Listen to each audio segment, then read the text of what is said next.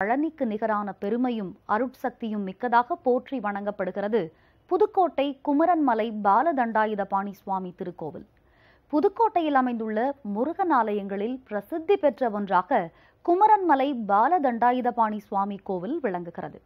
முருகனே விரும்பி வந்து குடியேறியதாக கொண்டாடப்படுகிறது குமரன்மலை பாலதண்டாயுதபாணி சுவாமி கோவில். பழனி முருகன் மீது பற்றும் நேசமும் கொண்ட புதுக்கோட்டை பக்தர் ஒருவர் ஆண்டுதோறும் தவறாமல் பாத யாத்திரை செல்வது வழக்கம். ஆண்டுதோறும் தவறாமல் பாத யாத்திரையாக சென்று பழனி முருகனை தரிசித்து வந்த அந்த பக்தருக்கு வயோதிகத்தால் தள்ளாமை ஏற்பட்டது.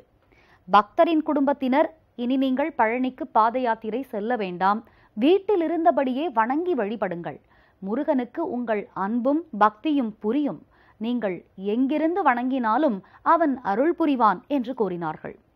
குடும்பத்தினரின் பேச்சை கேட்டு, பழனி ஆண்டவா, இனி உன்னை காண என்னால் நடந்து வர முடியாதா என உருகினார் அந்த பக்தர். அவரின் கனவில் வந்த பழனி முருகன், ஏன் இனி நீ பழனி வர வேண்டும், நானே உன் ஊருக்கு வந்து விடுகிறேன் என தாம் குமரன்மலை மீது இருக்கும் இடத்தை குறிப்பால் உணர்த்தினார். அதன்படி அந்த பக்தர் குமரன்மலை மீது முருகனை தரிசித்த இடத்தில் இன்று குமரன்மலை பாலதண்டாயுதபாணி சுவாமி கோவில் எழுப்பப்பட்டு பக்தர்களுக்கு பல்வேறு நலன்களையும் அருள் புரிந்து வருகிறார். கார்த்திகை மாதம் முழுவதும் புகழ்பெற்ற முருகன் கோவில் தரிசனம் சிறப்பு நிகழ்ச்சியில் இன்று புதுக்கோட்டை குமரன்மலை பாலதண்டாயுதபாணி கோவில் மகிமைகளையும் மகத்துவங்களையும் தரிசித்து அருள் பெறலாம்.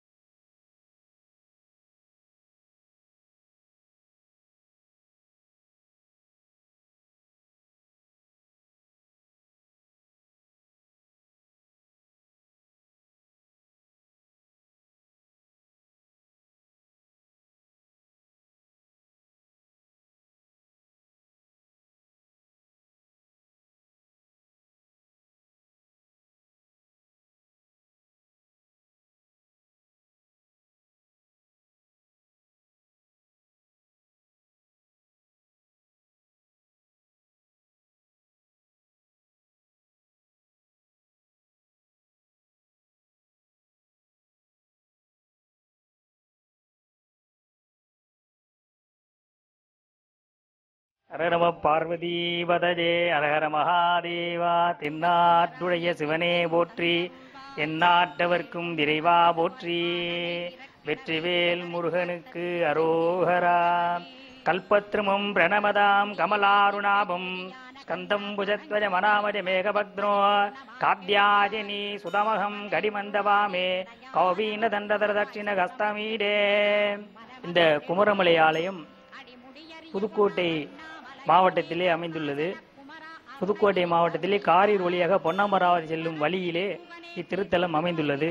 இத்திருத்தலத்தின் சிறப்பு, ஆண்டுதோறும் ஒரு முருக பக்தர் இங்கிருந்து பாத யாத்திரையாக பழனிமலைக்கு சென்று வந்து கொண்டிருந்தார். வயது முதிர்ந்திடவே அவரால் நடக்க இயலாமல் மிகுந்த வருத்தத்துடன் ஒரு பாலக்கட்டையில் படுத்துக்கொண்டு, முருகா, என்னால் உன்னை பார்க்க வர முடியவில்லை என்று மிகுந்த வேதனை அடைந்தார். முருகப்பெருமான் அவரின் கனவிலே தோன்றி, இது நாள் வரை நீ என்னை வந்து பார்த்தது போதும், உனக்காக இக்குண்டின் வந்து அமர்ந்து அனைவருக்கும் காட்சியளிக்கிறேன் என்று கூறி மறைந்தார். நான் உன் கனவில் வந்தது உண்மையாக இருப்பதற்காக இந்த மலையின் குண்டின் மீளே ஒரு சங்கம் புதருக்குள்ளே நான் வந்து போனதற்கு அடையாளமாக விபூதி பையும் ருத்ராட்ச மாலையும் இருக்கும் என்று கூறி மறைந்தார். அந்த வயதான முதியவர் காலையில் விழுத்தெழுந்தவுடன் அந்த கனவிலே தோன்றியபடி அந்த வழியிலே வரும் பொழுது இம்மலையின் மேலே அந்த சங்கம் புதருக்குள்ளே ருத்ராட்சமாலையும் விபூதி பையும் இருந்தது. அன்று முதல் அந்த முதியவர் முருகப்பெருமானை இங்கு வேல் ஊன்றி வழிபடத் தொடங்கினார். அப்படி வழிபடத் தொடங்கும்போது அது முதல் பழனிமலைக்கு போக இயலாதவர்கள் இந்த குமரமலைக்கு வந்தாலே போதும் பழனிமலைக்கு சென்ற பலன் கிடைக்கும் என்பது ஐதீகம். இந்த மலையினுடைய சிறப்பு என்னவென்றால் சுவாமி பழனிமலை மலையை மேற்கு நோக்கி கோயில் அமைந்திருக்கும்.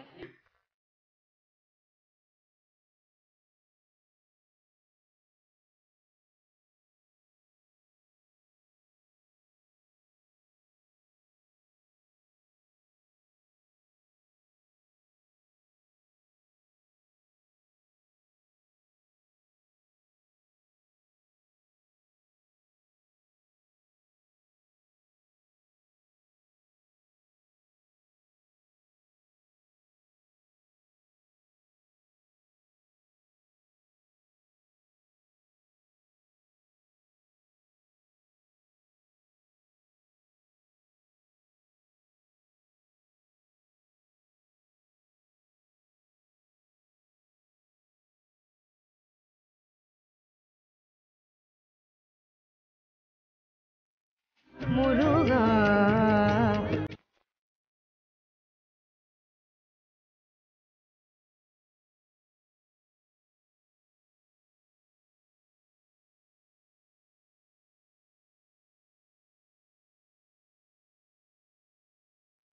கொண்ட நிலை முருகா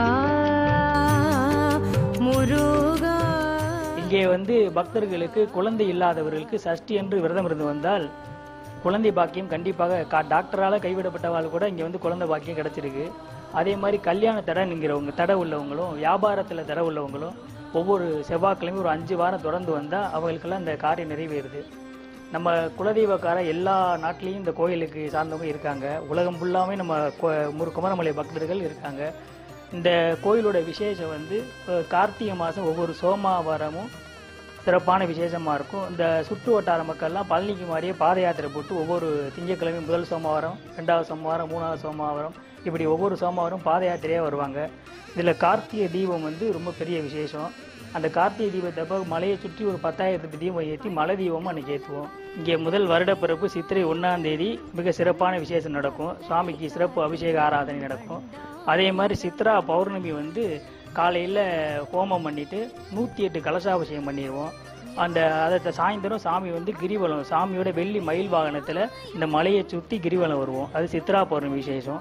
அடுத்து வைகாசியில் விசாக திருநாள் முருகனுக்கு வைகாசி விசாகம் 10 நாள் திருவிழா. அந்த விசாகத்துக்கு முன்னாடி 10 நாளுமே டெய்லி சுவாமி புறப்பாடு காலம்பரை சாயந்தரம். அந்த விசாகத்தன்னைக்கு அன்னதானம் அபிஷேகம் எல்லாமே உண்டு. அதுக்கப்புறம் ஆடி மாதம் 3வது வெள்ளிக்கிழமை லட்சார்ச்சனை பண்ணுவோம். ஒரு லட்சார்ச்சனை ஒரே நாள் ஏகதின லட்சார்ச்சனை விழாங்கிறது இங்கே விசேஷமாக நடக்கும் ஆடி மாதம்.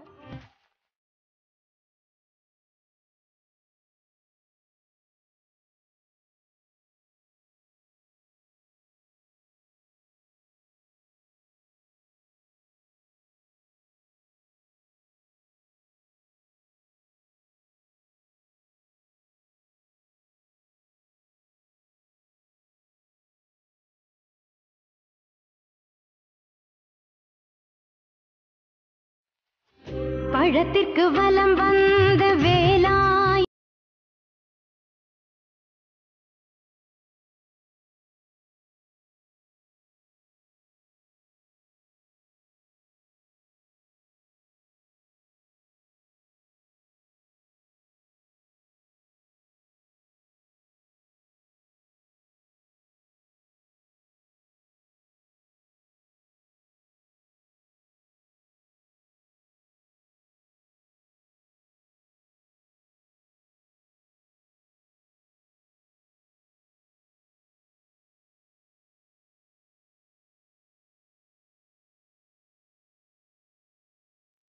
கார்த்திகை மாதம் 4 வாரமும் ரொம்ப பெரிய விசேஷம். கார்த்திகை தீபம் மிகப்பெரிய விசேஷம். அதுக்கப்புறம் தைப்பூசம். தை 10 நாள் தைப்பூச விழா நடக்கும். பூசத்தன்னைக்கு சுவாமி தீர்த்தக்கரைக்கு போய் தீர்த்தவாரிக்கு போய் தீர்த்தம் கொடுக்கும் தை மாதம். அதுக்கப்புறம் பங்குனி அதே மாதிரி 10 நாள் திருவிழா. பங்குனி மாதம் பங்குனி உத்திரத்தன்னைக்கு சாமி கீழே மயில் வாகனத்தில் கீழே போயிட்டு அந்த குன்னக்குடிப்பட்டிங்கிற ஊரில் தீர்த்தவாரிக்கு போய் தீர்த்தம் கொடுத்து சாமி திருப்பி வருவார் அன்றைக்கி நைட்டு. அந்த தீர்த்த தொட்டி பக்கத்தில் கோயில் இதில் வந்து ஸ்தல விருட்சம் வந்து சங்கஞ்செடின்னு சொல்லுவாள். அந்த சங்கஞ்செடி வந்து இந்த கோயிலில் இன்னும் அப்படியே இருக்குது தீர்த்த தொட்டி பக்கத்தில். அதான் வந்து கோயிலோட ஸ்தல விருட்சம். இந்த குழந்தை இல்லாதவ அதில் ஒரு 2 இலையை விரதம் இருந்து வாயில் போட்டு மென்று தின்னா அவளுக்கு ஒரு குழந்தை பாக்கியம் கிடைக்குதுங்கிறது ஐதீகம். நிறைய பேருக்கு இப்போவும் கூட கிடைச்சிருக்கு. அதுக்கப்புறம் அந்த பிரகாரம் வரும்பொழுது ஈசான்ய மொழியில் மகிழ மரம்னு ஒன்று இருக்குது. நாகர் அதுக்கு இடையில் நாகர் ஃபுல்லாக சிலையுடையமாக நாகர்லாம் இருக்குது. அந்த இடத்துல வந்து தன்னோட புடவையில் முந்தானியை கட் பண்ணி அதில் ஒரு கல்லை போட்டு குழந்தைய ஆட்டி விட்டால் அடுத்த வருஷமே குழந்தை பிறக்கும். அது மாதிரி குழந்தை பாக்கியம் நிறைய பேருக்கு நடந்திருக்கு. அந்த மாதிரி அதோட இன்னொரு விசேஷம் என்னென்னா, குழந்தைகளுக்கு வந்து இந்த கிரக கோளாறுனால 7.5 சனி இந்த மாதிரி பிரச்சனை வரும்பொழுது, தகப்பனார்களுக்கு பிரச்சனை வரும்பொழுது அவங்க வந்து இந்த குழந்தைய தத்து கொடுக்குற ஒரு ஐதீகமும் இருக்குது. கோயில் குழந்தைய தத்து கொடுத்துட்டு கொடுக்கும்போது சகல விதமான தோஷங்களும் நீங்கி நல்லா இருக்காங்க. அதுவும் இப்போ இந்த வரைக்கும் அது நடந்துட்டு இருக்கு. இந்த நம்பிக்கையும் இன்னும் ஓடிட்டு இருக்கு. இன்னைக்கு கூட குழந்தை ஒரு 10-20 குழந்தை மாற்றிட்டு இருக்கோம். அப்படி ஒவ்வொரு நாளும் இந்த குழந்தைய தத்து கொடுக்கும்பொழுது அந்த கிரக கோளாறு 7.5 சனி குரு பார்வதி ராகு கேது சரியில்லாமல் இருக்க வாழ்க்கெல்லாம் ரொம்ப நல்லா இருக்கு. நம்ம இந்த குமரமலை ஆண்டவன் மேற்கு நோக்கி இருக்கிறாரு. சற்றே சாய்ந்த வண்ணம் ராஜ பார்வையாக கம்பீரமாக காட்சியளிக்கிறார். வாழ்க்கையில் ஒரு முறையாவது இந்த கோயிலில் மேற்கு நோக்கி பழனி மலை மாதிரியே இருக்கிற கோயிலை தரிசனம் பண்ணால் நம்ம வாழ்க்கையில் ரொம்ப சிறப்படையலாம்.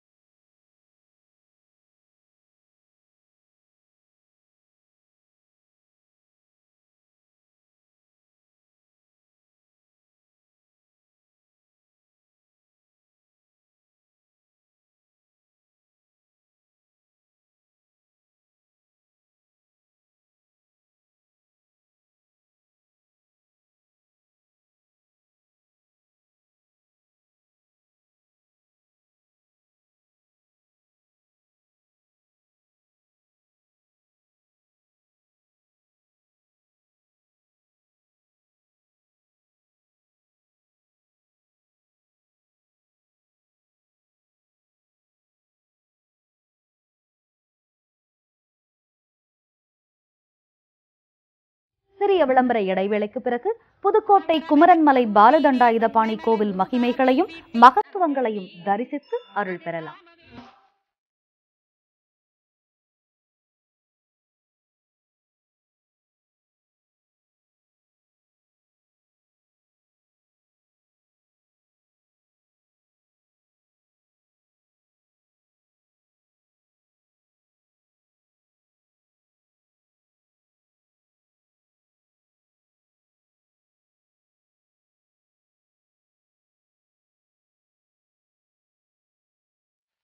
தொடர்ந்து புதுக்கோட்டை குமரன்மலை பாலதண்டாயுதபாணி கோவில் மகிமைகளையும் மகத்துவங்களையும் தரிசித்து அருள் பெறலாம்.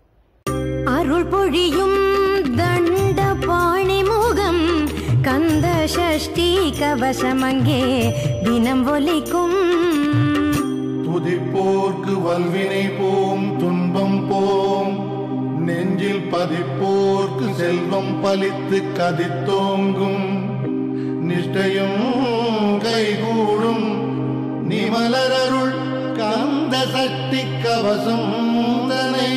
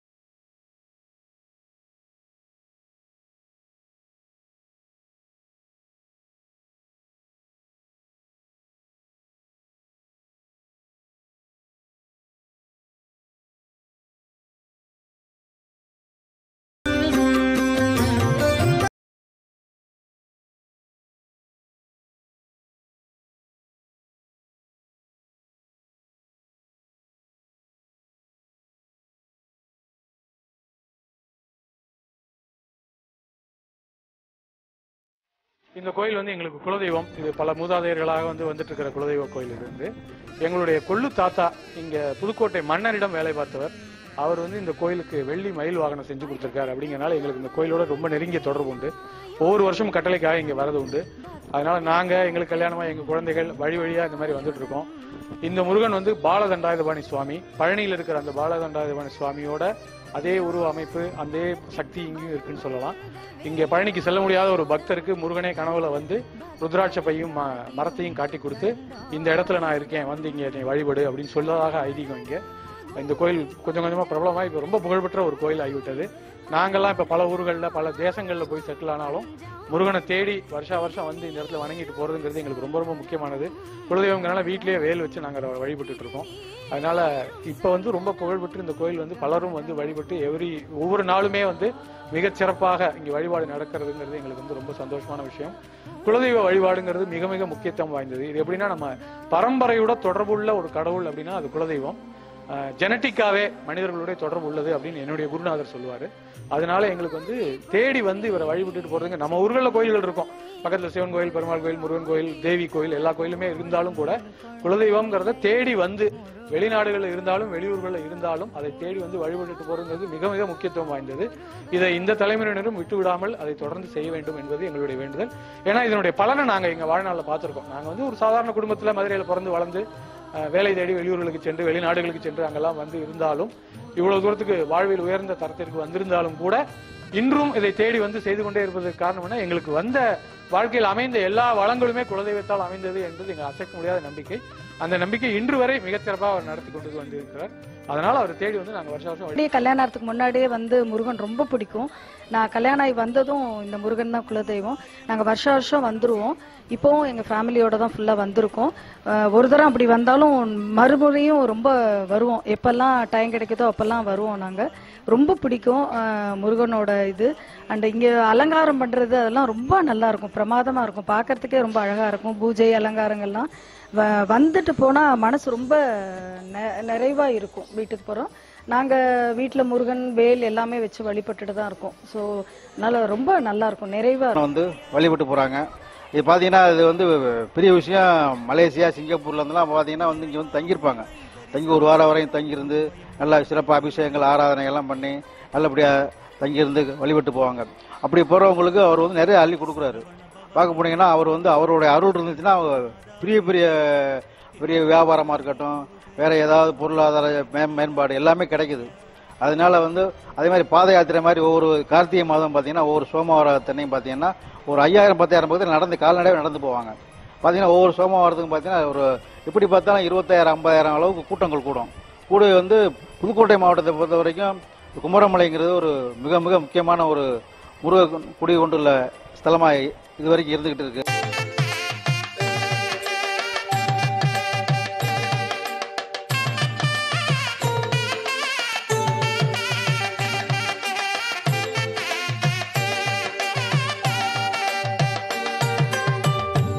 திருப்பதிக்கு சொல்வார்களே தென் திருப்பதி என்று குணசீலத்தை, அதை போன்று பழனி முருகனுக்கு ஈடுதலாக செய்யக்கூடிய அத்தனை விதமான காரியங்களையும் குமரமலை முருகனுக்கு, குமரமலை பாலதண்டாயுதபாணிக்கு செலுத்தினால் அந்த காரியங்கள் எல்லாம் வெற்றியடைய கூடிய ஒரு தருணம் என்பது ஒரு வரலாற்று மட்டுமல்ல, நடைமுறையிலே உள்ளது. ஏன் என்று கேட்டால் குன்று இருக்கும் இடமெல்லாம் குமரன் இருக்கும் இடம் என்று சொல்லுவார்கள். அந்த முருகனுடைய அமைப்பை போய் பார்த்தீர்களேயானால் குழந்தை வடிவிலே ரொம்ப தத்துவமாக நிலையிலே நேரடியாக பேசக்கூடிய ஒரு வல்லமை கொண்ட அந்த முருகப்பெருமான் அந்த பழனி முருகனுக்கு ஈடுதலாகவே தெற்கை பார்த்து தெற்கு முகமாகவே பார்த்து அருள் கொடுக்கக்கூடிய இடமாக இருந்து வருகின்றது. இது நாங்கள் எங்கள் பரம்பரையாக அந்த முருகனை கும்பிட்டு வர்றோம். நாங்கள் நினைக்கிறது தான் நடக்குது. நாங்கள் அடிக்கடி வந்துட்டு போகிறோம். மதுரையிலேருந்து நான் வந்துக்கிட்டு இருக்கேன். வேரி கமலை வெளியருள் மேவி வினைகளெல்லாம் தூரப்பட எனக்கு எப்பொழுதும் தோன்றி துணை வருங்கான் மேறு பொறுப்பை அகழ்ந்து கண் செய்தி வரவலரை வாரி களத்தில் அடித்து குமுறும் மதகளிலே வருத்தம் செய்கோனும் கொள்கள் வசப்படும் வாக்கிலல்லோ கருத்தும் செயலும் பிணைந்து மதிக்கும் கங்கா மகிழ மிருத்துஞ்சன் தந்த தெய்வ கனியை விரும்பி உண்டு நிறுத்தம் செய்யும் மத நில கலித்தை நினைப்பு தரிசனம் செய்வோம்.